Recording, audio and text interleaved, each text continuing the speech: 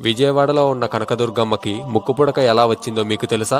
ఒకసారి కృష్ణమ్మ భూమి మొత్తం నీరు పారాలి అని భూమి చుట్టూ వెళుతూ ఉంటుంది. అలా పారుతూ పారుతూ బెజవాడకు వస్తుంది.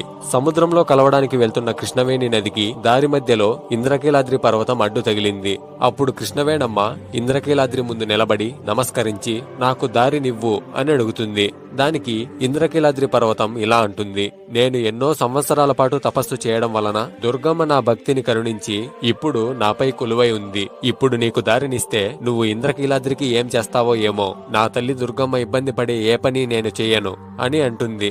అప్పుడు కృష్ణమ్మ కొండపై ఉన్న కనకదుర్గమ్మ వంక చూస్తూ ప్రార్థిస్తుంది. కనకదుర్గమ్మ కరుణించి నువ్వు అనుకున్నది జరుగుతుంది, కాని నాకు నీ దగ్గర నుండి ఒకటి కావాలి అని అడుగుతుంది. దానికి కృష్ణవేణమ్మ సరే ఇస్తాను అని అంటుంది. దుర్గమ్మ నవ్వుతూ నువ్వు ఈ ఇంద్రకీలాద్రికి ఏమీ చేయకుండా ఈ ఇంద్రకీలాద్రి పర్వతానికి ఒక బెజ్జం ఉంది, నువ్వు ఆ బెజ్జం నుండి ప్రవహించు అని చెబుతుంది.